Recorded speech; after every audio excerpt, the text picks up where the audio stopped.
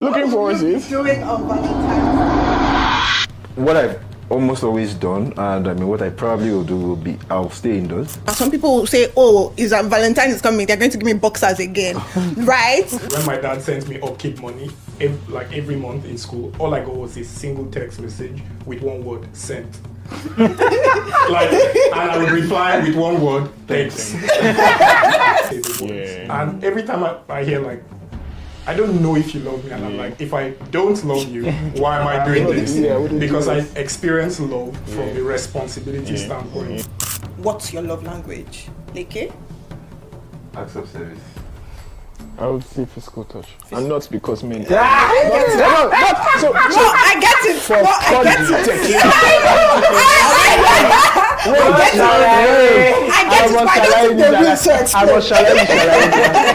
When Adam was created, I think Adam and Eve. Is there like a scenario that you can remember looking for a gift for a guy?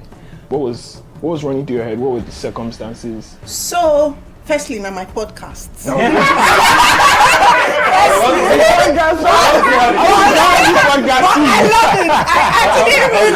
really love it.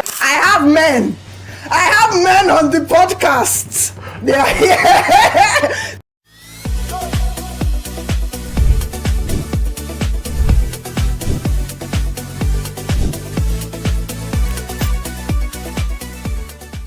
Hi everyone, my name is Ajoke. Welcome to the It Ends With Me podcast. This is season 2 and I'm so excited to be recording. This is the first recording in a really long time, and it's also very special because it is a Valentine's special, number 1. Number 2, I have men on the podcast. They are here. So you people that have been asking for the men, please, they are here. You must listen, you must watch, you must share it. This is not a women-only podcast. It is for everyone. And today I wanted to bring much-needed balance, and I hope I can bring it through season 2 by having some of my male friends around. And we're going to be talking about something very special. Love. L-O-V-E. Love. Taboo for some people, maybe everyday language for some people, okay. But I also wanted us to talk about it from a different perspective. So today isn't just about romantic love, but more about love and men, right? How did men learn love? How do they express love, right? And how do they actually want to receive love? We talk about women a lot, and I think men need to be heard. Men deserve to be heard. Men's mental health matters. Yep. But yes, so we're going to go right into it. I'm going to first of all start off with an introduction from every single one here. And one of the things that I said I was going to do is they are not going to tell you their relationship status. At the end of this video, you have to guess who is married, who is in a relationship, and who is not. That would be the guess, except they say it and they give it out if they choose to, right? But they will not be adding that as their introduction or in their introduction. So let's get into it. I will start from my left. I'll start from my left. Cool. Let's start off with Leke, and then we'll just go like that. Okay. Are there anything you want me to add to my introduction, or whatever comes to your mind, right? Whatever you feel is necessary for people. But I think I would really love to know your name and what you do, and what you do for a specific reason, because I think it shapes how people think and their mindset or ideas about things. So yeah. That's fair. Hello everyone. My name is Leke. I work in private equity, development finance to be specific. Happy to be here to talk about love. I forced him here. Are you 6 years old? You can tell that they were forced here. But yeah, glad to be here. Awesome. Joshua? Well, I hope I don't look like I'm being forced, because I don't think I was. My name is Joshua. I'm a strategy consultant and a finance bro. So yeah, do with that what you will. Money. There's just money. Like you can just smell the money on this side. Now let's go to this side and see. Right? How it is. Hello everyone. My name is Francis, and yeah, I think I would add that I'm single, so you can take every piece of advice I give with a pinch of salt. and I'm an engineer. Nice to be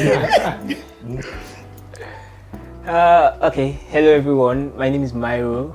I'm a media specialist, basically creative direction. Status, no, I will leave that for the end. Out. I like that. Thank you so much.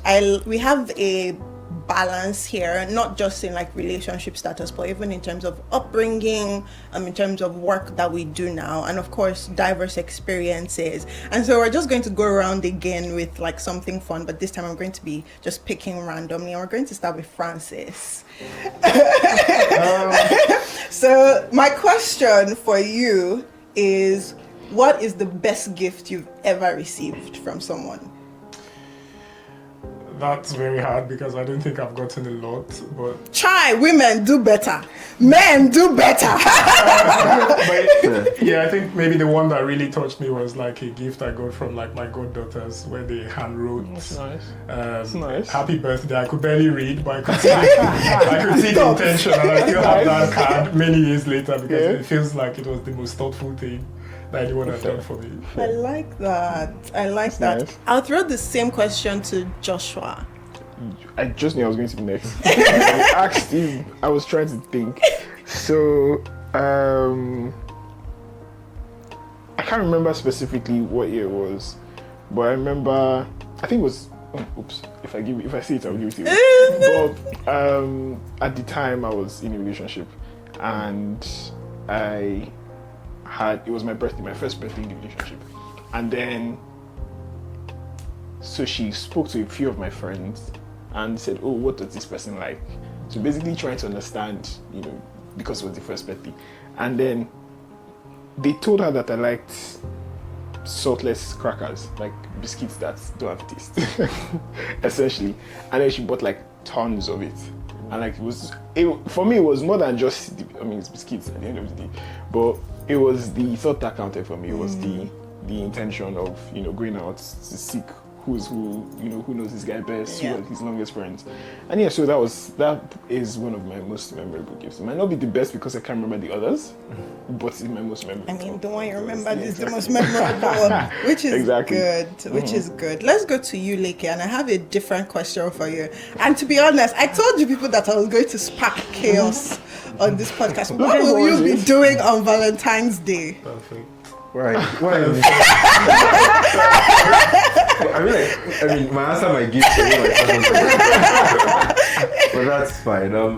What I will be doing for Valentine's Day. Don't worry, the podcast will go out just a day before it. Okay, hope it does. So don't give too much. No, but it's fine. What I've almost always done, and what I probably will do will be I'll stay indoors. Oh, it's a Saturday. Don't judge me. I judge you. It's intentional. It has come out of being practical because almost every time Val's Day is just always packed and busy and everybody's doing their own thing and you don't want to get into that chaos. Yeah. So on Val's Day specifically, I will probably not do anything. There will probably be gifts that will be exchanged, and then another weekend. Then I will celebrate Val's Day, but Val's Day specifically. So it's more a personality thing, like everywhere is going to be packed, everybody has something planned, right? And it's just like, it's the thoughts. Yeah, exactly. Right. So that day, not much, but days after. God saved you. You'll be compensated. God saved you. Don't worry. Let's go to Myro, and probably a similar question, but we'll just spin it around a bit. What's the best Valentine's gift you've ever gotten? Very I can't remember if I've got Any gifts? gifts. Don't be shy. I would say this might not probably be the best gifts, but most memorable is just a hug. Oh, that does make sense. Why? Huh? Because it came at a right time when I needed. Yeah, that does make sense. I get it. I think I hear you. I really like that. And one common thread across all your answers, and that's something that's going to shape our conversation, is it's always about the intention. For I didn't necessarily hear anything that cost like $1,000 or and not saying that those things don't matter if affordable, but it just shows, like I always hear. So full disclosure, and all, I struggle to find men gifts.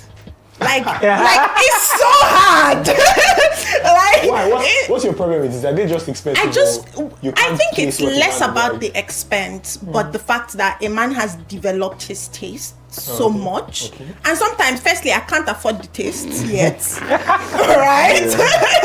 Or I just can't tell, or I feel like, you know, like women, we're very personal. You get us something extremely personal, has your name on it. We say, oh, it's the thought that counts. For a guy, he doesn't need his name plastered all around everything. Exactly, right? Exactly. So you have to have a balance between, I want this to be thoughtful and intentional, but I also still want it to be worth it, right? Like thoughtful and intentional. Some people will say, oh, Valentine is coming, they're going to give me boxers again, right? Like, you know, some years you wouldn't mind the boxers. Actually. Sometimes you wouldn't mind, but you think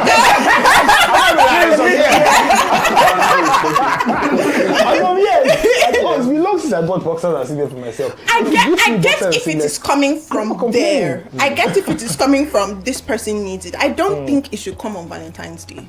It should be, I think this person needs it. Why is it a Valentine's Day gift? So I think that's always the dilemma, right? In my head, I'm like, okay, does the person have this already? If, like, would they like it? Because a guy will not tell you if he does not like your gifts.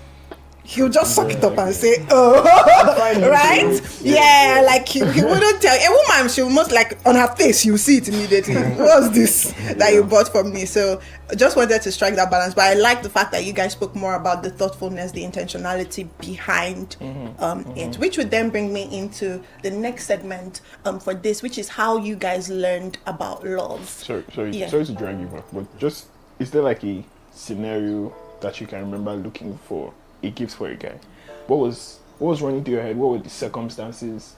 Like, was it like a relationship? Had you known this person for a long time? So, firstly, now my podcast. I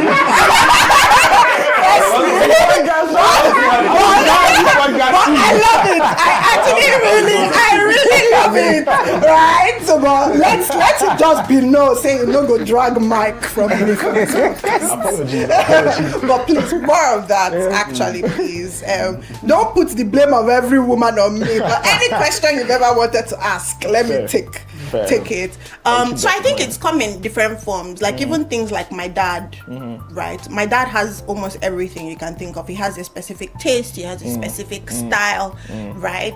So every single time I want to buy him something, it's most times always the same kinds of things. And when I want to do something different, I can't do beyond a certain type of watch or a certain type of shoe. And all of that. And even in like relationships, platonic, romantic, I've always just been like, okay, what have I, except the person has explicitly told me I need this, and then I'm trying to surprise the person and say, okay, I'm going to buy this for the person. But I think even just, I think I struggled the most with just buying general gifts for men. Like, it's your birthday, I want to gift you, right? Nothing going on. I'm just like, okay, what does he need? If I buy him only a cap or cufflinks, is that too small? Right? Do you get just that balance between it?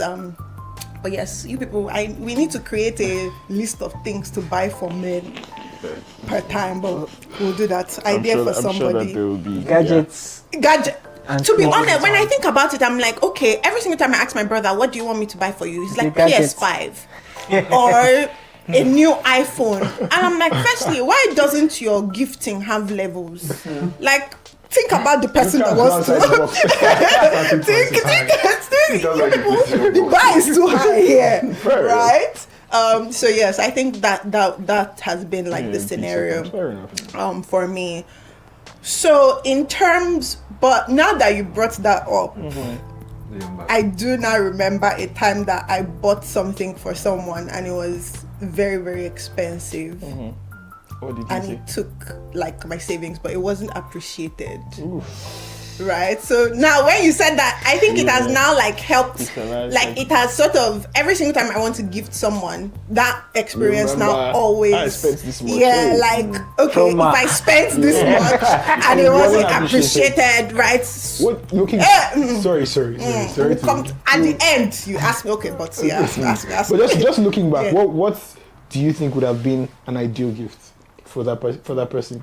The person was just a bad person. Oh, okay. No.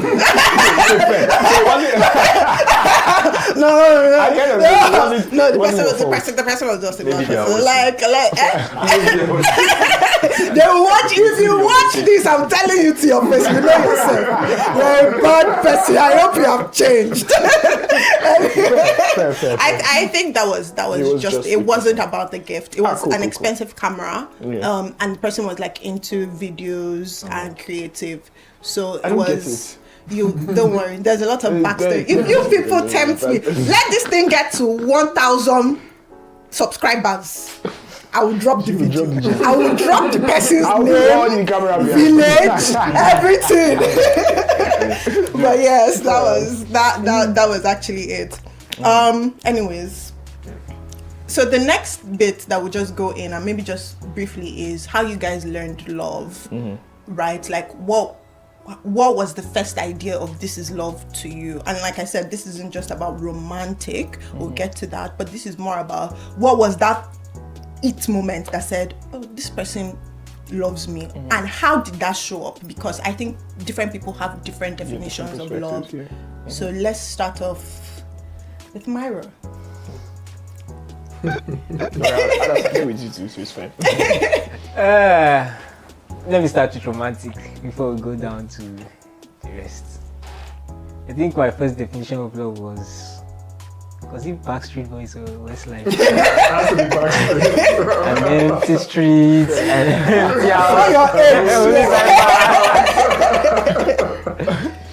Actually, that was in secondary school. You know, that's when you listen to all those kind of songs and you be fantasizing about crushing on somebody, but it's all in your head. The person does not know nothing, and you're relating to love songs, especially heartbreak songs. So I think from there, moving on down to being in uni. In uni, it started to reform a little, but I think it was when I first got to the church I'm in currently. There was someone I was staying with. He was a pastor. He is a pastor. But then he had a Christian blog. So we always had conversations on topics like this. And can I mention his name? If you think. So Pastor T and Pastor Jodip. We were always having conversations like that. And such conversations refined my idea of love, right? And even from experience, you can have an idea of what love should look like, and the reality would differ. So, because we were having those conversations, it drove me deeper into looking at what the Bible spoke about love, and that's how my idea of love grew. So, if you ask me what's my idea of love romantically right now, it's rooted in the Bible. Okay. Was he always like that? I said it started with Backstreet Boys. For me. But it's currently stronger. And those conversations that we had, Okay. So, in the other aspects, like brotherly love, friendship, same thing.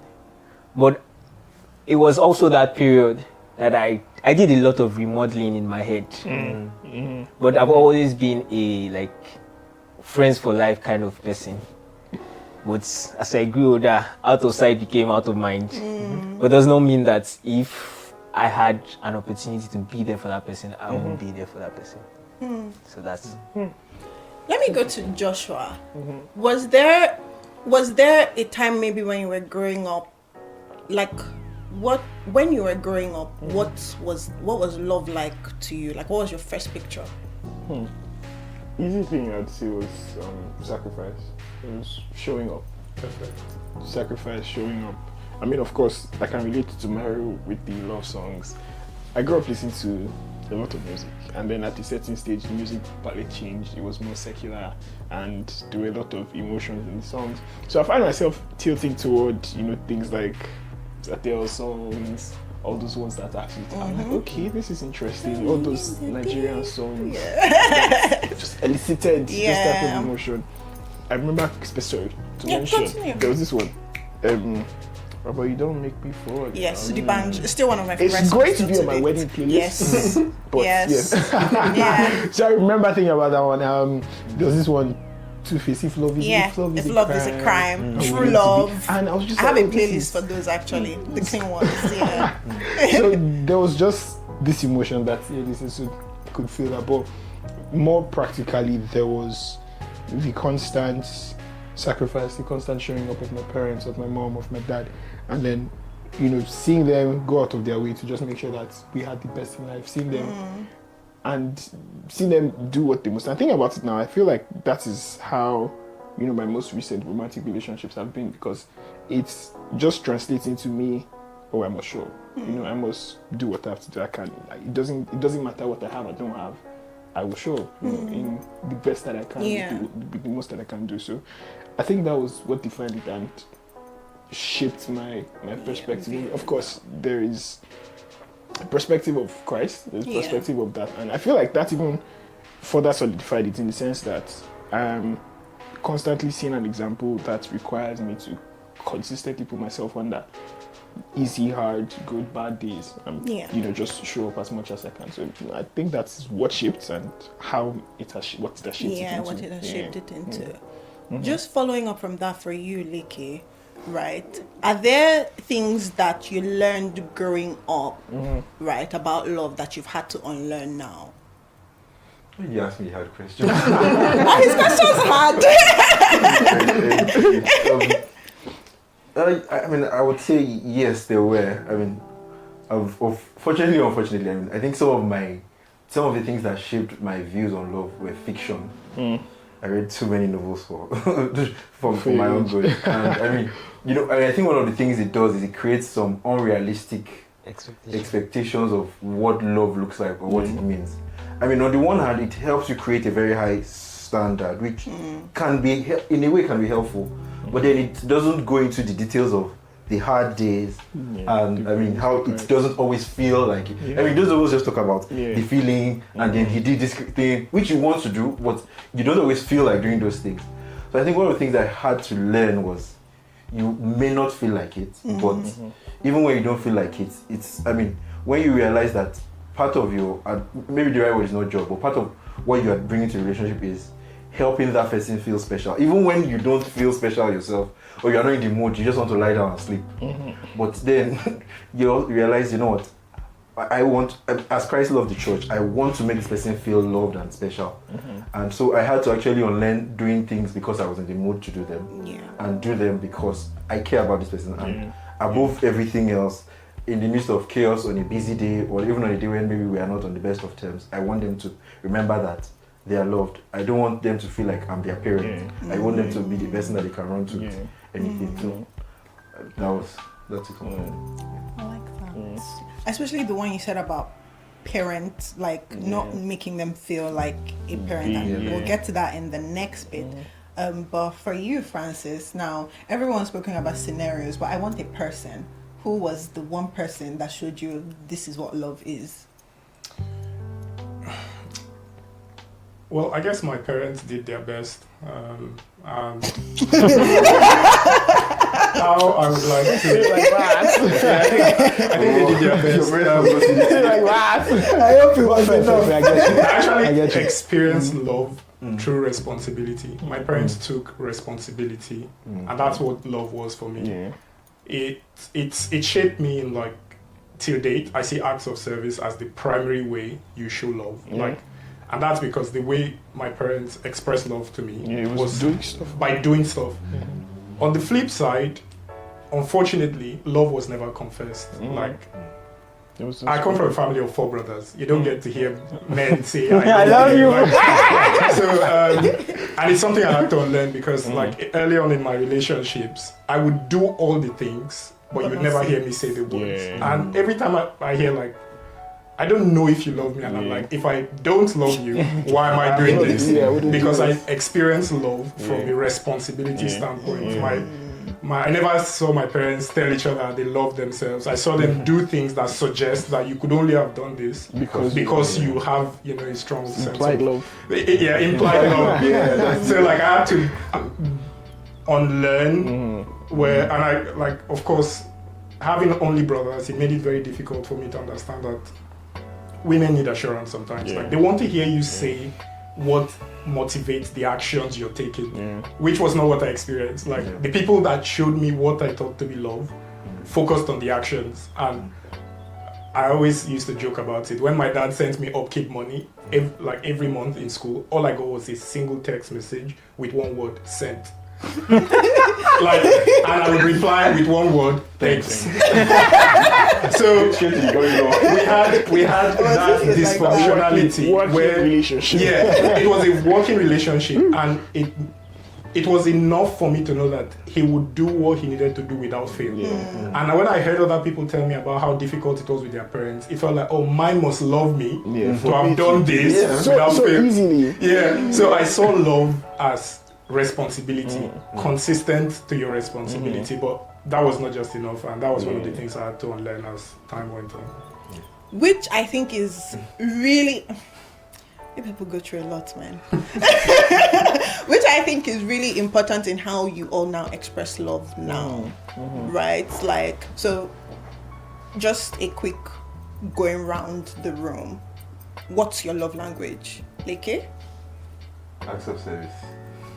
I would say physical touch. And not because me. I get it. I get it. I get it, but I don't think they will, so explain. So this is it. I could literally stand up from where I'm sitting, walk up to my friend, and just put my hand on their shoulder. And it's just like, I'm here if you need me, or like, sorry. Yeah. So it's not in the intimate sexual way that everyone thinks. I think you can genuinely have a love language as physical touch to show your romantic partners, your parents, your friends. I think he's actually very right, because my brother, he's one of 3 girls, so we're 4, and he's the only guy. He's really close to my mom. And all, so he has no problem expressing emotions. And all. So even with us, he comes to us, he touches our hair, he asks us how are we doing, and I've noticed it even flow through into his female friendships. Right, he's there for his friends. He goes to see them. He asks them, how are you doing? He invites them over to the house, and it's never sexual. These are platonic relationships, and you can tell that that's the way he is. If my brother wants to spend time with you, he just comes, sits down with you, and he can put his hand on your shoulder, and you just know, oh, that's how he's telling you, I'm here for you, or I need you to be here for me. So I when I said I get it, I honestly got it. Like, I honestly got it. I know people take it in the other way, but I got what he meant. Francis? It's still 100% acts of service. Acts of service, yes. I'm programmed. I'm not sure I'm not before I wash my plate. Myra? So, acts of service, but also with physical touch. And like, has this progressed like over the years, or did it start out at something? I'm sure if I take the test again now, I'll get a different result. You get a different one. It changes. Yeah, I think it changes. And I also wanted to ask if you always, because there's an assumption, so I'm an acts of service, right? But there's an assumption that the other person or whoever you're with is also like you. So are there times that you've maybe been with somebody who is a words of affirmation or physical touch person, but you're acts of service, right? And that's what the person is expecting. So the thing about that is, about the mismatch is, usually both parties don't know you're supposed to communicate. Like, they knowing what their love language is supposed to be for the other person, not for them necessarily, because that's how they perceive love. So if I say I'm act of service, the person who is supposed to love me is supposed to know that that's how you communicate love primarily to me. So the problem is that we try to communicate love the way we perceive love. And that's where the confusion starts. Just like you said, acts of service, whereas he was supposed to be affirming. And I think just to pick up on that, inherently, human beings are selfish. Inherently. So the default is you're going to think of how best you can do, how you can preserve yourself, how you can uplift yourself. So you, of course, no matter how altruistic you feel, you would want to show, show love. Way you know how. Exactly, but the best you know how to is to speak your language, and that's why people will end up with clashes. So I feel like there has to be that extra level of intentionality. You have to first of all know what you are doing. You have to recognize that there's a problem because you are speaking different languages. Do you get? And then you now step out and say, okay, I will not be selfish in my communication with this person. I would either try to learn theirs, or when I'm speaking mine, I'm like, definitely not either. Definitely try to learn theirs. But I'm like, when I'm speaking, I'm like, okay, piggybacking with, or like, sorry, adding behind it, like, oh, I'm speaking my love language. This is me saying, I'm doing this. So when they receive it, they also receive me with that message, and they can understand that, oh, this person is just is showing love in the best way they know how. So, sorry, just to add to my response. And I think that now makes me think about, should the preference of one love language make you neglect all the others? Because I know that we have this thing where people say, oh, I'm this personality, and even personality types and tests and everything, they say you are always more than one. You are actually all of them. You're just dominant in one, right? So are there times, and I think like Francis brought this up, are there times that you're like, oh, I'm this type of person, and maybe it's even the other person, and now think about this even beyond romantic relationships, right?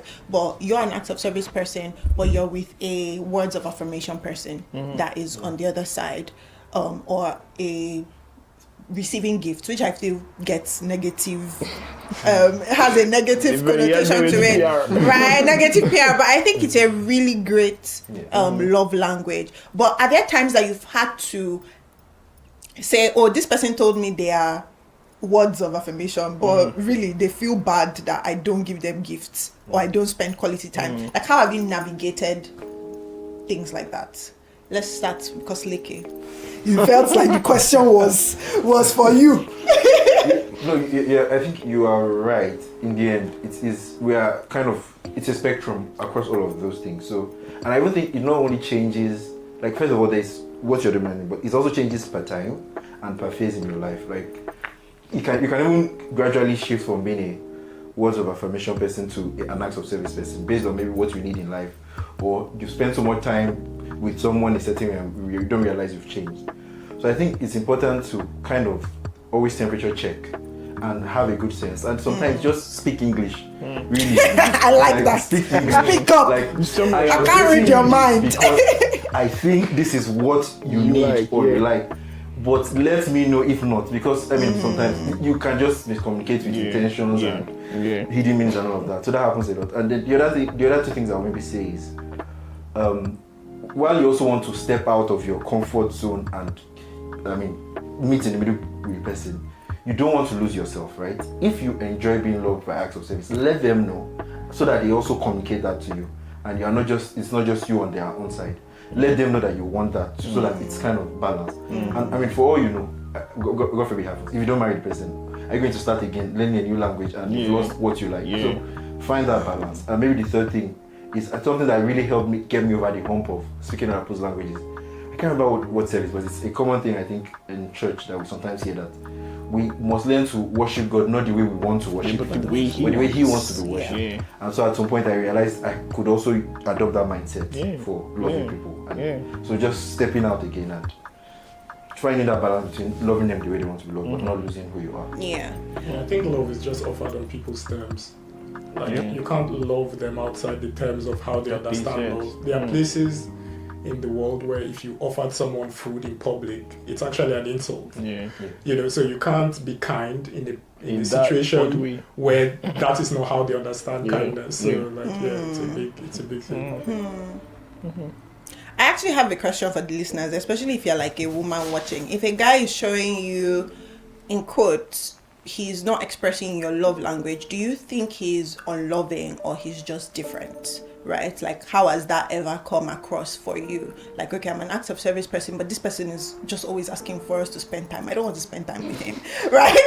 He should just do things for me, right? So think about that, and you can drop it in the comment section. If you haven't, subscribe, I beg you. You people are not subscribing. We're investing time. Exactly. Subscribe to this channel. We don't know who you are, right? So please just do that. And I think I'll just shift the conversation from there into something that came up about receiving gifts in relationships, and like I said, not just romantic, right? Have you believed in consistency over grand gestures, or are there scenarios where you're like, I need to buy her a Benz? It does not care if I send her flowers every single day. I just have to save this money and buy her a Benz.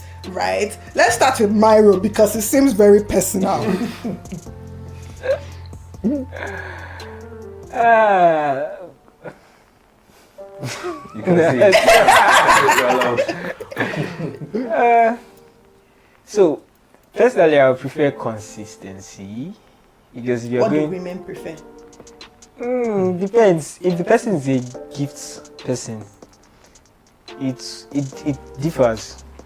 Sometimes they can want that consistency in, just buy me a small this thing when you go out, think that to show that you're thinking of me.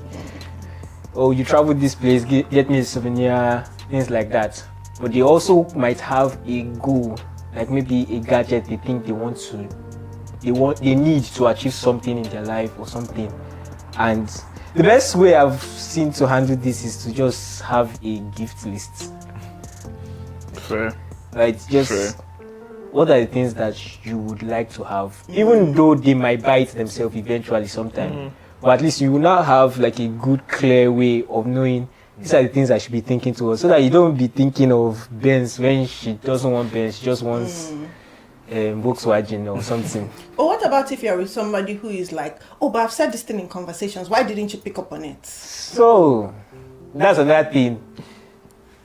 Men and women are different. That's why we are here. I think primarily that is one of the causes of rifts in relationships. There are a lot of things that could cause, but that is one of, because the mere fact that I will perceive a conversation differently from you simply because we are looking at the conversation differently, we are thinking differently, I think that's a primary problem. Sorry to butt in my but you can carry on.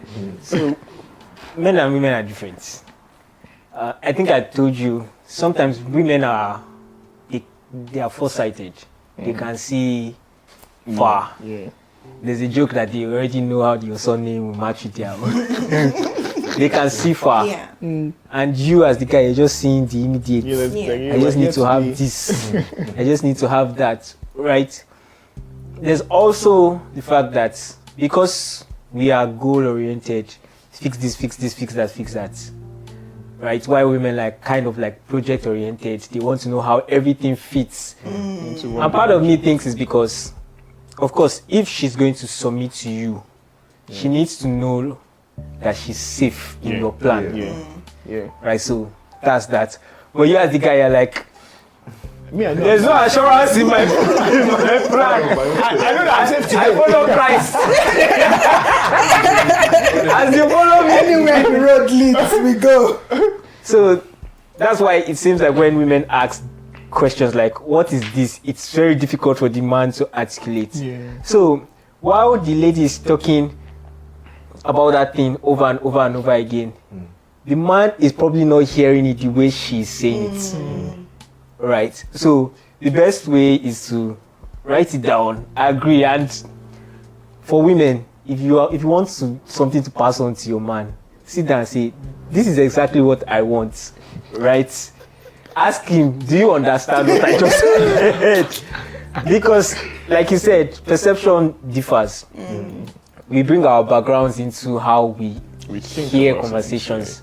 Yeah. You can say something straightforward, like without any emotional this thing, and that person is hearing it softly or hearing it harsher than you said it, all because of how we perceive things like that. So it's always good to be soft when you're speaking, because you cannot.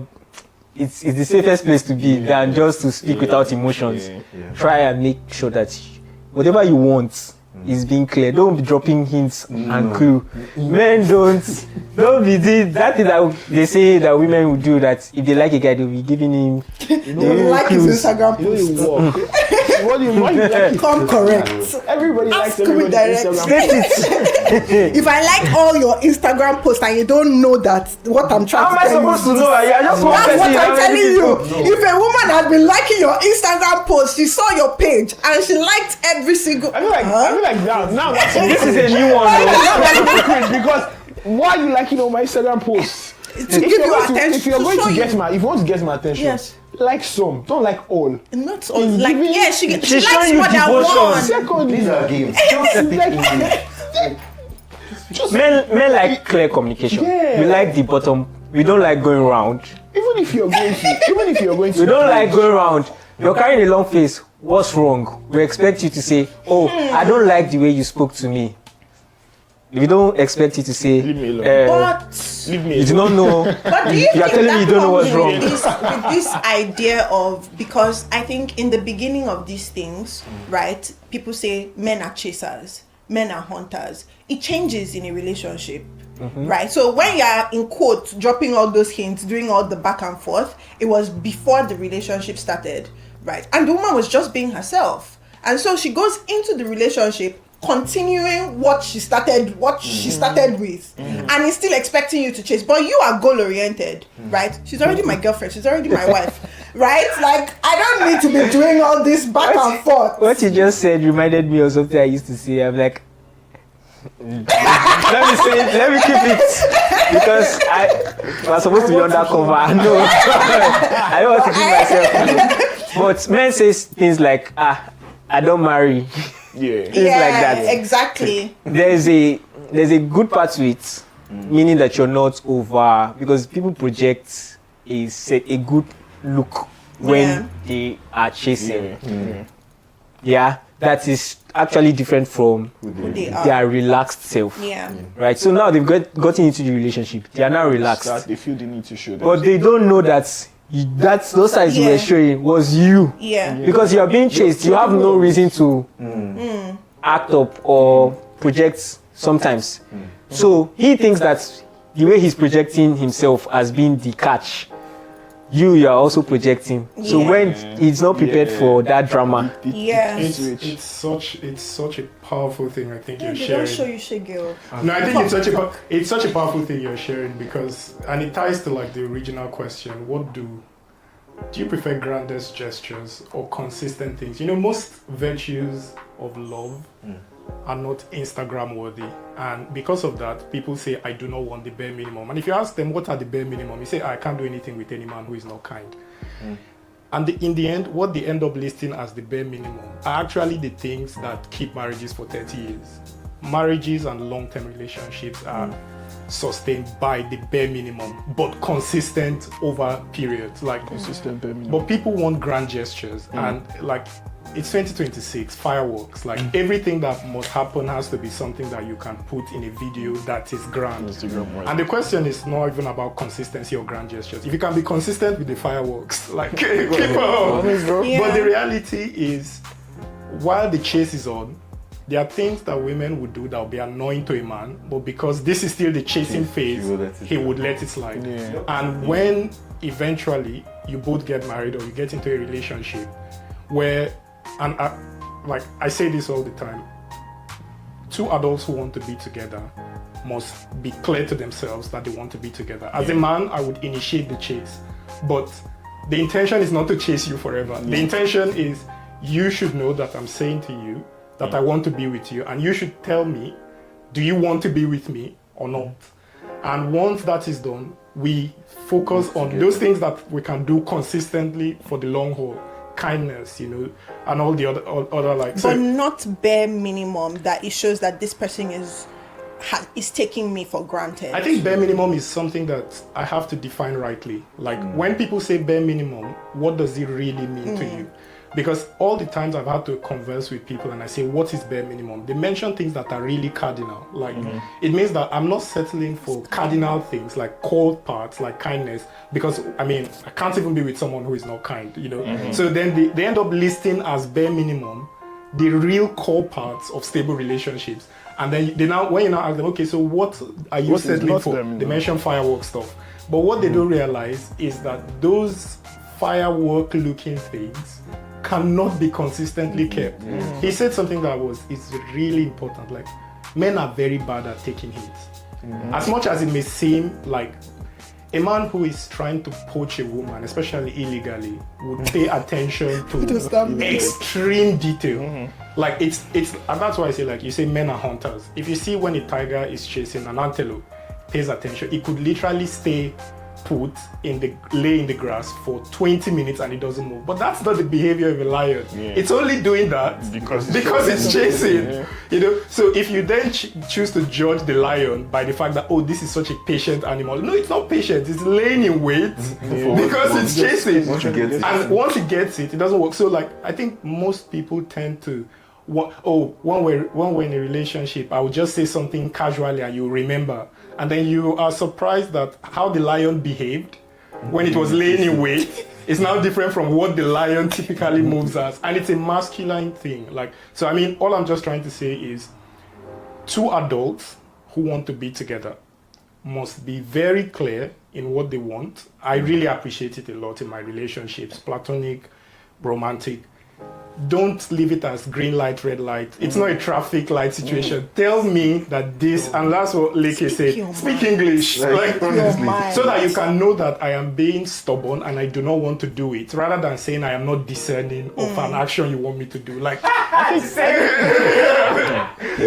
hear you, but I have a slightly different perspective in that I think it's a mindset thing. Anybody, like we've said, anybody can be anything. You can be a hunter, you can be a chaser, you can be a chasee. As a man, you can decide to be chased, as the case may be. Bam, which I've seen. Legacy men. So I feel like just sitting and having high standards for yourself first, and knowing, okay, this is the type of life I want. This is the type of relationship I want. In my relationship, I want us to be in love, basic things, grand gestures as much as possible for the rest of our lives. And from the onset, that's the pace you're setting. So I think your goal shouldn't be, I'm trying to get married to this woman. Absolutely. It should be, I want a certain type of life for myself. I want a certain type of life that features you. And by extension, I want to give you a certain type of life. And it's not a short-term, it's a long-term thing. So when you're getting into a relationship, your mindset is not, oh, I just want to get married to this person. Because that's when the problem of, by the time you get married, you start to behave like a non-chaser. Sounds different. Things will be different. And they're like, oh, this is not the person I met.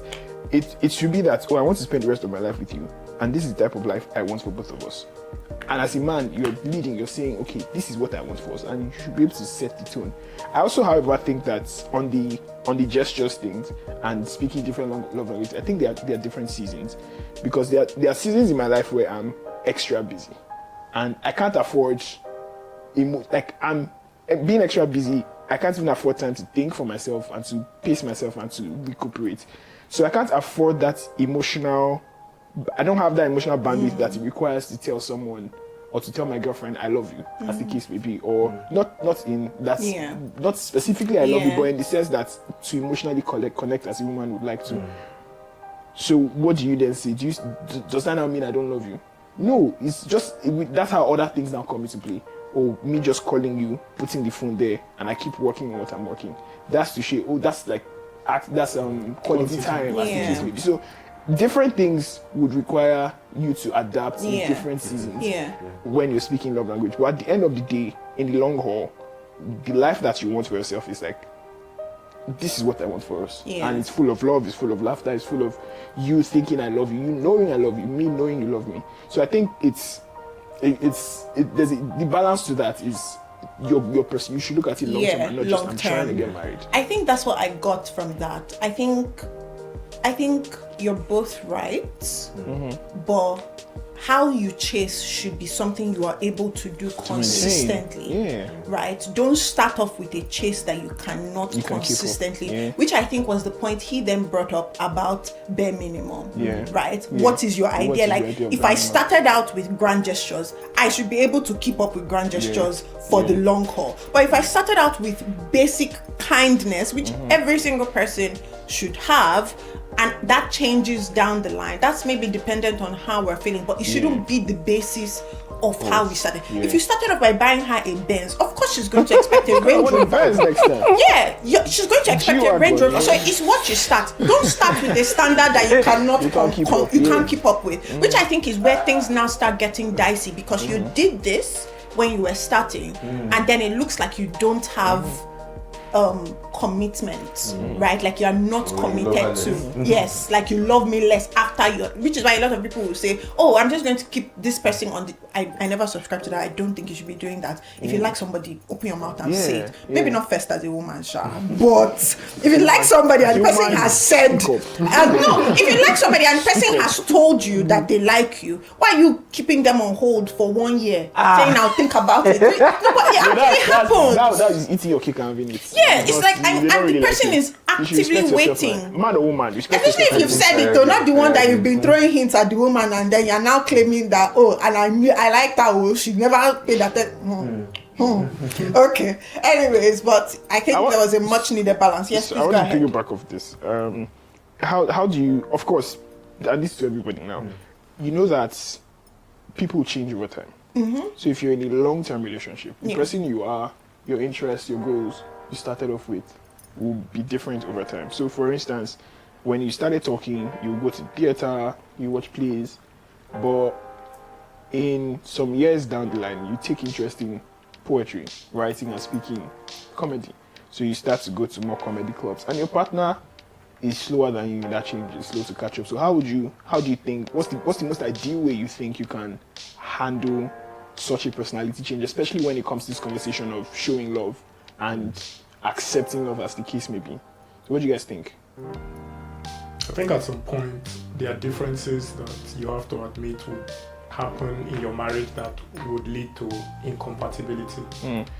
But not incompatibility. No, incompatibility. But that's where I go back to, what do we call bare minimum? What is the basis?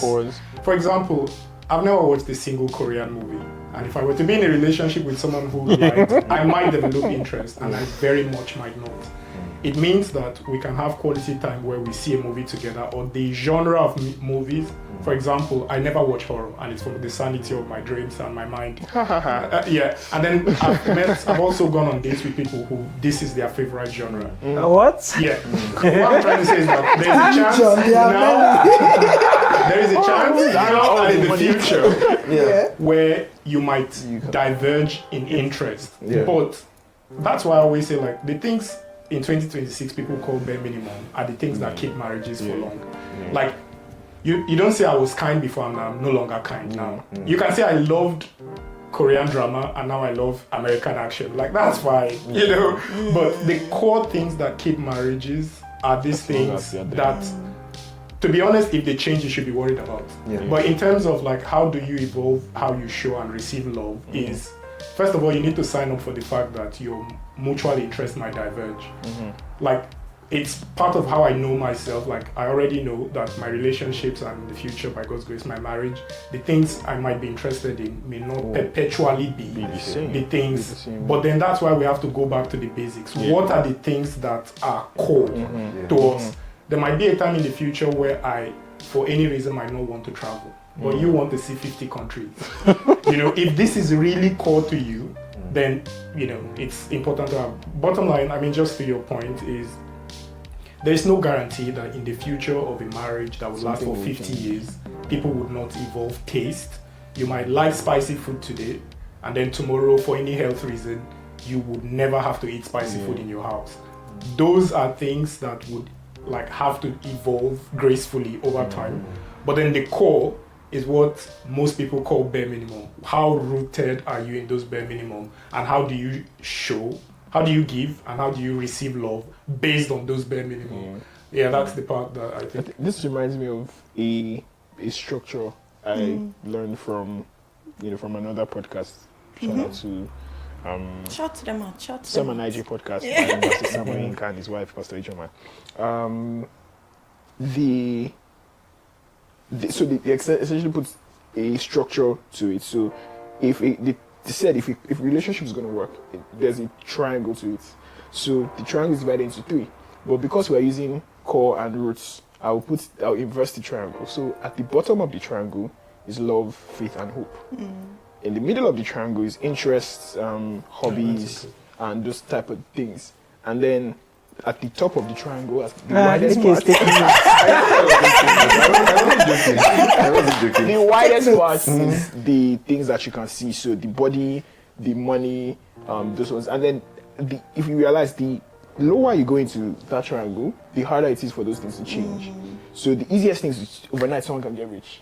Someone can go to the gym and lose body fat. Someone can get pregnant. No. That was not the easiest, I agree with everything except going to the gym overnight.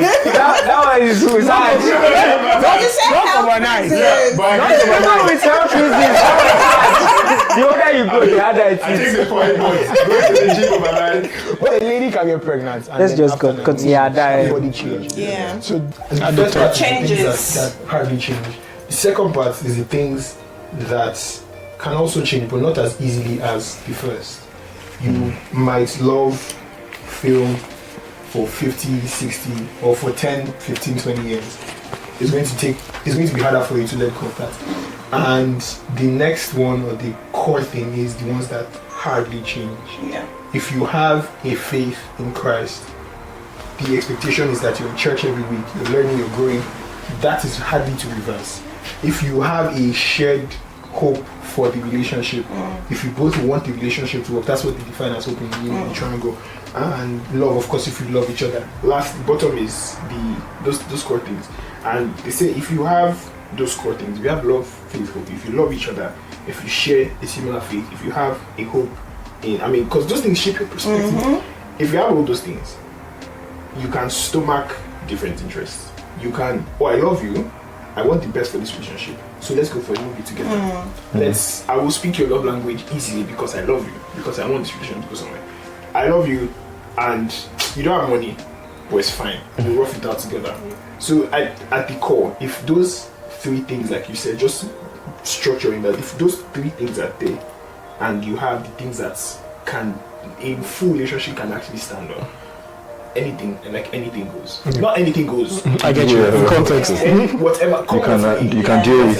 Yeah. You can build. You can change. Yeah. You can work together. Yeah. So, I agree. Such a And I'll just add one more thing, and I learned this from Pastor Mildred, right? She says, try and take interest in what your partner is interested in.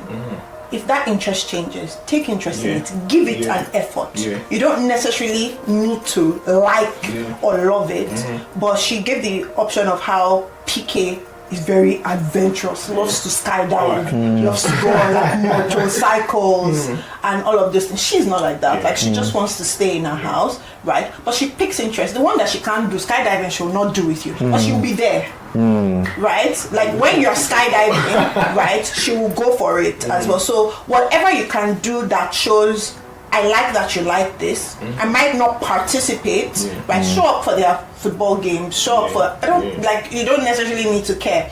Know what their favorite sport. I saw my mom do this. She doesn't like football, so she can't care less about football. When my dad is watching football, she'll sit down there. Right? Oh, what just happened? Even though she's most times distracting me more than is that a free kick? Is that a penalty? At a point we got matching jerseys. I mean, we supported different clubs, and they supported different clubs, and so they just banter about it. She doesn't know nothing about it, but she shows interest. When he loses a match, right, she knows more. Just allow it. Right. So I think also just showing interest beyond actively participating on something that matters. So I was going to add, just for you, the changer, the one thing to add is allow room to change and grow. Because it's not immediately that they will get it. So just give them time. I agree. There's one more tip there in the fact that your world should not revolve around the other person. That's so profound. I can't believe. Like one person cannot satisfy all your needs. Yes. First, God should be satisfying your needs. Secondly, have friends that You can share you can share those interests, so that those your emotional quota in that area is filled up, that you are satisfied to be with the person. So, for instance, skydiving now, I'm sure that he has a fellow skydiver that he talks about. That way, you don't have to drop your entire life on his wife, because she might not be interested in listening.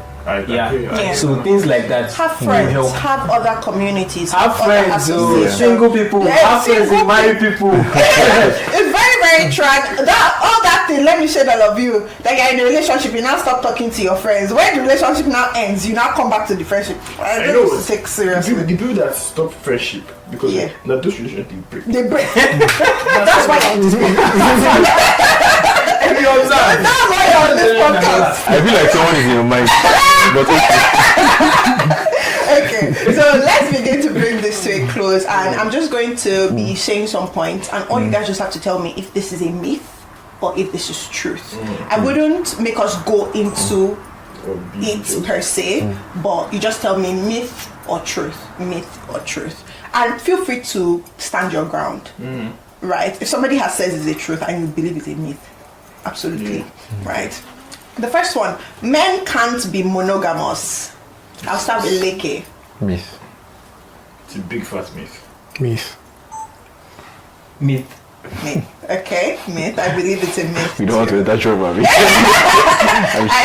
don't think every man thinks like this. I don't think a lot of men, in fact, I was listening to a podcast this morning and somebody says men are polygamous by nature, inherently, or even by societal culture, and I was like, when Adam was created, was it Adam and Eve? I think the one thing someone mentioned was this. I think men don't have enough monogamous examples, and it's the possibility of being monogamous is not strong. You don't feel like you're it depends on what part of the world you're talking about.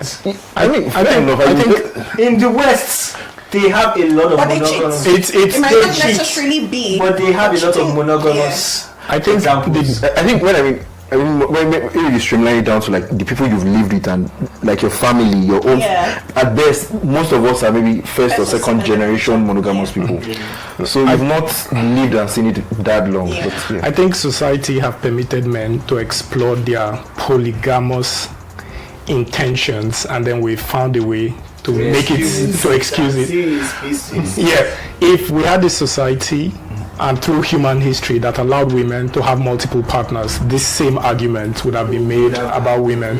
So I think it's not, it's nowhere close to fact or truth. It is just that we've had this society that has been extremely favorable for men to pursue all kinds of intentions, and we found a way to legitimize it as a biological or genetic trait, but by no means to cope with. Interestingly, I was having a conversation with someone whose husband just had mentioned to her that he was going to get a second wife, and then I was asking her, can she also tell him that she wants to get a second husband?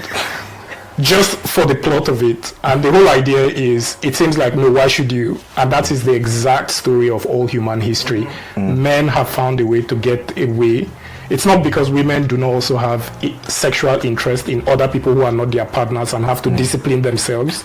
It's that men have found a way to get away with it, and we've legitimized it as a genetic thing deep in our DNA. The next one is, respect matters more to men than romance.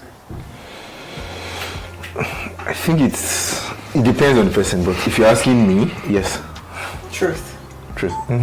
Final answer. Yes. Respect romance. I think respect is basic human decency, and it's relative. I went to Government University. What the Hall officer might call, you disrespected me, gross insubordination. I'm just being not greeting you. So I feel like, first of all, respect is relative. So I'm giving too much thoughts to this. True for me.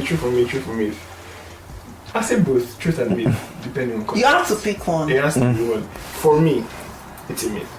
Okay. Because I think because I think basic human decency, we should respect ourselves. Partner or not, just be respectful as a human being. So I don't need to expect romance on the other hand before I see respect from you. That's my thought about it.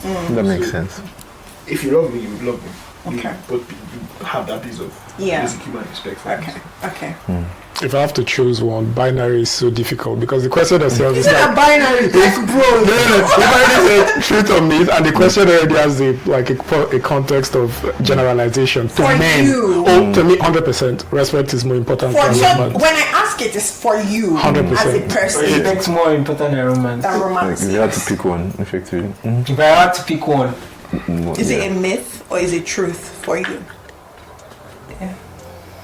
it's not a binary question to be honest, but I'll pick true, but it's still not a binary The reason why all of you pick truth is because there's an aspect to truth for it, Yeah. right? Context then comes in because I think every single person has heard, oh, a man's way of love is respect. You cannot love a man that you do not respect. Everybody says that. A woman, like, to be honest, you can talk down on a woman.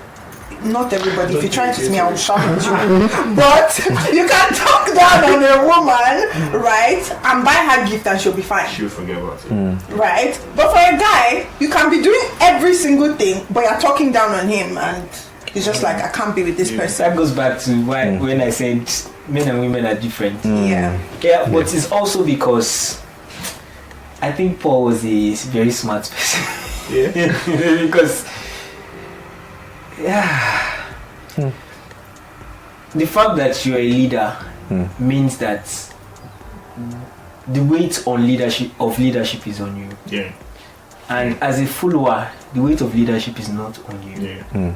So you can be in a position where you see all the flaws of leadership of your leader, right? And that makes you, in quotes, disrespect the person, right?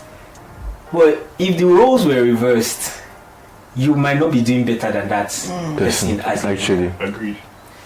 And this is not to shade women or anything, but I've seen a slight truth to the fact that when they say some women handle leadership position worse, part of me, and it's not a scientific truth or anything, part of me just feels like they have less practice at it. That's why, because I've experienced it. Society actually sort of doesn't allow women to lead. So they've had less practice. Men, we've had practice with leadership. The average will tell you, as a man, calm down, don't vex anyhow, things like that. Be a man. Be a man, control your emotions, right? I don't think women have had that. In fact, they are encouraged to follow their emotions. So, to the man, he's just like, I'm doing all this sacrifice. Just don't insult me. Just don't insult me. It's not like he doesn't want romance. It's just like, at the barest minimum, just don't insult me. That's why it seems like that, because the natural thing for a woman to do when she's feeling like the guy is not worth her submission is to insult him, disrespect him, and that's why it has become a men like respect, but it's not like men just like respect alone. We want romance too. They want men want romance too. King. That men actually want romance too. It's just that when it's down to it, don't insult me, please. Yeah. I get that. Say what you don't like. I get it. But because women have, it's in them, they have ways of, if they want to insult you without even saying a word, they have looks, they have eyes. Men, we are straightforward, but women they have a plethora of ways to let you know that you are doing something stupid. So that's why it has become that popular. It's not like men don't like romance. And we are very egoistic. I think that humans are egoistic. It's a human. No, men are more. It's a human thing to be unfair. Let me land. I think it's a human thing. Everybody has a tendency to be egoistic, but because you have been trained subconsciously by the people around you, by general society, to think that your worth is in what you can do. you now start to take pride in those things. And if anybody looks down on those things or talks against those things, it feels like a personal attack on you. That is why it's my come-off as men are more egoistic, because they have built that self-worth on what they can see, what they can do. So I don't think it's a men are more egoistic. I think you can lean toward ego, and because of all those societal shapings and all those things, men tend to be more egoistic. But it's not like inherently. Yeah, no. Yeah, it's like the result of all the things you explained. Yeah. So managing that, I think, would look like understanding as a man that ego is the enemy. If somebody is saying something, it's not. I don't think it shouldn't be like everything is a personal attack on you. Don't misconstrue feedback as as an insult. Your brain might just be saying, "Oh, Gaffer now, you know, do well." Yeah. But you feel like you're being disrespectful, exactly, because you've put your ego in front. And again, in a relationship, man, woman, take away your ego. To be honest, because if they could spit on Christ, who are you? They cannot. That's every time somebody like I have a weird altercation with somebody and something like that comes up, I'm like, okay, who am I at the end of the day? What do I have? It's that constant death to ego. That ego is really the enemy. Putting yourself in a place where you're not going to allow ego to have a hold on you. So that's just nice. It's a deep thought. Ego is the enemy. That line is. There's a book. There's actually a book. Ego is the enemy. Okay, and then the last one. Close my page. I must say it. The last one. Men should love more. No, let me pick this one. Men are more afraid of commitment than women. Let's start from here. Myth or truth? I think it's a myth. Okay, Francis? Maybe my delay in this question is even proving the answer. But again, giving the thought that every question of myth or truth has to do with you as a person, so it's very subjective. I think it's a myth, and the reason I say so is because when a man sees what he wants, I've never seen a woman beat him to chase it. So men are very aggressive to chase what they really want, whereas a woman might take a longer time to even decide if she really wants to commit to this thing that she probably wants. So if you say men are more, we're talking of more relative to a woman. I think if you put a man and a woman looking at in the same context for what they both want, like culturally, I don't know if it's because of the position men have taken historically as the ones to initiate things. For whatever reason, it does feel to me like men are quicker to initiate commitment. Maybe commitment to you means marriage and long-term relationship, but for me, commitment is initiating things. It takes commitment to initiate. It takes commitment to stay. Sure, yeah. And so I break it into different parts. Yeah. Men are much more quick to show commitment to initiate things, and that's probably a cultural thing. But in the long run, women have a tendency to deepen their commitment on issues when men begin. So I think it's maybe it's something that's transitive at some point. Yeah. To add to what you said, I don't think it's a cultural thing. I think God created us like that. Because if you're going to lead, there are certain things that men have that just help us lead in a marriage. Yeah, I agree. Because God designed it that way. There are certain things that women have that help them support in a marriage. Because God designed it that way. They have better emotional intelligence. They do better with children, right? So the balance in marriage comes with everybody playing their parts. The man, for instance, the example I'll use is with a newborn. The man is supposed to introduce adventure. The man is supposed to introduce adventure to the newborn, things like throwing up baby in the air and the baby saying again and again. The woman will most likely not do that because she's thinking about 9 months, right, and the pain she went through, right? But psychologists have said that you need both. If the children don't have the male part, there will be an imbalance in their growth. And God designed it that way that men have something unique to offer, women have something unique to offer. Even down to sex. God created us differently. So that's already those physical attributes are already a pointer to the fact that God had an idea that these two will form a whole, and one shouldn't be without the other. So when it comes to like getting, that is an inherent ability in us to secure the future of whoever we are going to lead. Because imagine when she's recovering from childbirth, or she's in her first 6 months after her childbirth, who is supposed to feed the house? Things like that. And we men, we don't go through childbirth, we don't go through cramps, we don't go through all those things. So we have that ability to take care of them. It's God. I believe it's God given. I think anyone who is listening to this podcast who doesn't know your status yet is probably has probably been skipping some parts. Yeah, you can. But still let us know. Still let us know what you think, because you never Might be wrong. Exactly. Yeah. Myth or fact? Or truth. Rather. Sorry, say it again. Myth or truth? What's the... Men are more afraid of commitment than women. Oh, I think it's a myth.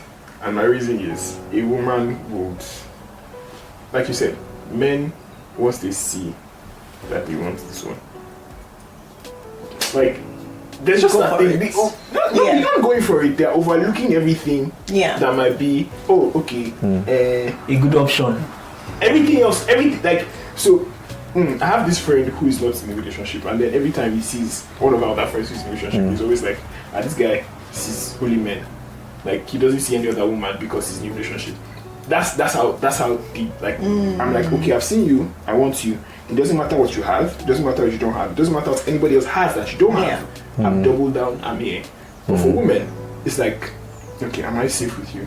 Like, are you going to come back tomorrow and say you don't want this, or you don't want this? So I think that is the inherent fear of commitment that I'm referring to when I say it's a myth. I think ultimately the woman wants more security, and that can come off as her being inherently more afraid of commitment. Okay. That's a deep thought. I agree. Yeah, I think it's a myth. It's a myth for you. I think people's experiences literally shape. They have their reality position towards commitment. I think this also goes to something that I saw, and I wanted to really bring this up. I read it somewhere where they said a man will take you as you are, and he's expecting you to take him as he is. Right? But women, they are already thinking of 10, 20, 30 years. If they cannot picture that, like, a man is not necessarily seeing you as 10, 20 years. He's seeing you as now. I like you now. Right? And tomorrow I can easily like you then. And to be honest, if I don't, I will leave you and go if you're not that type of person. But a woman is like, okay, when we're 30 years into this and you can't walk well, or things have gone wrong, will I still like you? That's the way a woman is like literally thinking. So a woman is not taking you as you are. She's taking you as potential, as strategy, as safety, as security. It has its own, because when you look at it culturally, right, a woman has to protect herself. She's the one at loss if anything goes wrong, because she's the one who has carried the child. She's the one who culture would stigmatize that you lost. The man is able to move on, right? Even when you look at things that are just basic truths in hospitals, when women fall sick, right, the likelihood of their male partner staying is always lesser than when a woman, right, because in the woman's mind, she had seen 10, 20, 30 years and had decided that, look, we're here, a good woman. Right? But a man is just like now, which is why when it changes 6 months, 1 year, 10 years down the line, they start reconsidering. Right? So has its pros and its cons, but I think that's the way it is. And I just want us to wrap up. I decided that I'm going to be the scapegoat for every woman that has ever hurt you, that has ever made your life better. I'm going to give you the opportunity to ask me a question or questions as we end. I didn't tell you this so that you don't think, because I know some of you, leke in quotes, will have me in mind. You have me in mind. So If you have any questions for me, I feel like as we wrap up, because I think the way I would have loved us to wrap up, I think we've already touched on it, so I wouldn't want us rehashing things again. Who wants to go first? Nikki should go first. Very trigger happy right now. Absolutely, I have no questions. Do women actually fear childbirth, or what's childbirth? That's an interesting question. I can speak for myself and people that I know, maybe not for all women. I think it is a life-threatening process. And I think with every life-threatening process, there is a fear that comes with it. And this is a question I had for myself last year, just thinking through, I have really bad cramps.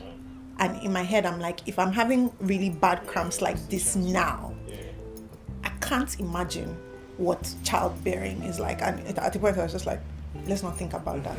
When we get to that bridge, which I think is the mentality everybody should have, when you get to that bridge, you'll cross it. Because if you go on and you start watching videos, you will lose your mind, right? I know. But I also think that the woman's body has also been designed for that season as well, right? Like your body down to every cell has been designed to accommodate every single thing that you're going through. It has been designed to, in quotes, snap back, adapt to it. And I think when you think about the things that your body has already been designed to do and you read up about it, you prepare for it, you have a right lifestyle, right, you can prepare adequately for it. My mom always says something, don't wait till it's time for you to give birth for you to be fit in your body, right? Like what you do normally is what impacts how you give. If you were an active person, there are people who, they don't stay long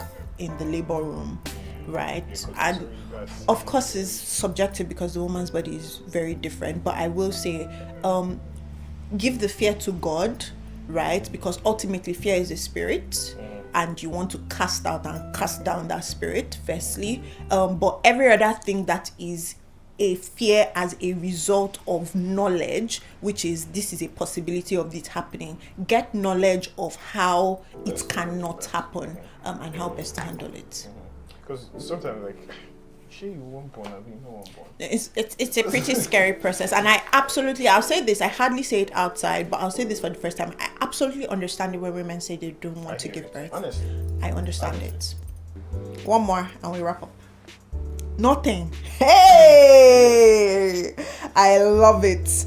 Okay, if there's actually nothing going Please. going Slow down. No, I think maybe just to use the slot if no one else does is handling like rejection for times where women have been like proposal or have to lead relationships. How do you recommend women to handle rejection? Because I think there's like have to lead, like if the woman is the one proposing. Yeah, I think there's like a growing trend of let me drink water. Initiate. You reach to drink. Let me drink water. Because I think men have been like taught how to handle rejection. Like it's okay for you to walk up to a lady and she says, "No, you're not my type," and then you don't go back and think about your life. Well, not too hard. So how do women Go to the gym? Yeah, you probably go get stronger. Yeah. How do you think women should, or how do women handle rejection? Yeah. Okay. How do you think a man should? Are we asking for the woman or for the man? Both? How would you as a woman prefer to be rejected in a way that, I mean, you could be not like, I would not answer the question, but how would you prefer a man to say no to an advance that you made? I'll speak for myself. I would never give the man an opportunity to say no because there would never have been a proposal. No. It depends. It depends on where we're talking about. Are we talking about marriage? No, not a marriage. Like you're talking asking about out, dating. Yeah. I know. Yes, there would never have been an opportunity. Most women rather choose stock jeans. No, and it's not even in that way, right? I think that I should not, as a woman, should not be the one to ask you out. But you should be able to clearly communicate your feelings. Exactly. I will clearly communicate my feelings, and that's on me, right? Not on, do you want to be with me? It is, I like you, right? Not, do you want to be with me? Two different things. I like you, I'll go and sort myself out at home if you say no.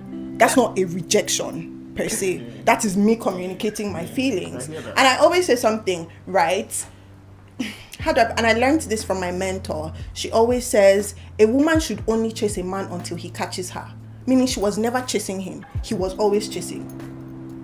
Right? So you should not be really putting yourself out there. This is my own thought. I know it has worked for some people. Some people have said they've shot their shot and things like that. But even when I listen in depth to those stories of how women shoot their shot, it is always subtle. Right? Creating opportunity for the man's light brain to kick, right? Not necessarily saying, oh, I am doing it. So I will create opportunity for you to, if I'm naturally closed off, I'll create opportunity for you to talk to me. I'll create opportunity to reply messages or things like that, or have conversations, or indirectly even just say things. But I would never actively come out and say, I like you, right? I want us to be in a relationship. Not from me. You guys, I feel like crying. So the last part of this podcast got cut off, and so we had to wrap up, but didn't know that it was not recording anymore. However, you did not miss much. We just ended that conversation and we ended the episode. But I'm just going to do a brief recap and also just thank all our guests. So we ended the conversation by just asking the guests what love meant to them now. And Leke said love meant God.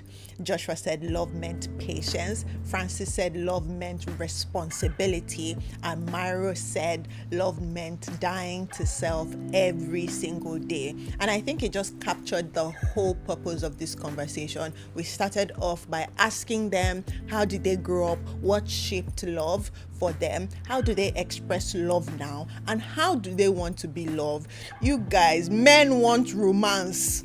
They want it. Like, stop holding it back from them. And we also burst a lot of myths about men and love. So if you missed any part of this, I hope you didn't, because you're already here. Please just go back, share this with some of your friends, share this with your male friends, share this with your female friends. What do they think? What do they think about men and love? Do they believe that men do not like commitment? Do they believe that men only have a provider only syndrome? Right? Share this, and I really want to hear what you think. Anyways, it was really great having every single one of them. Fun fact, this episode came about in under 3 days, and I'm so grateful that they all indulged me. So thank you, Leke, thank you, Myro, thank you, Francis, and thank you, Joshua, for your grounded, your funny, and your well thought out conversation today. Well, if this is your first time watching this podcast, there are other episodes that you should watch. I'll link one of my favorite ones up here so you can continue, and you can watch as many as you can. You can follow us on Instagram or on TikTok. And please, I am begging you, most of you who watch these episodes do not subscribe. I beg you, one subscribe will not cost you anything, but it will mean the world to me and to the team who puts everything into place. So please subscribe, please like this video, and please share it with at least one person. Till the next episode, happy Valentine's Day. Love is for you, love is for everyone, and love comes in every form. Bye.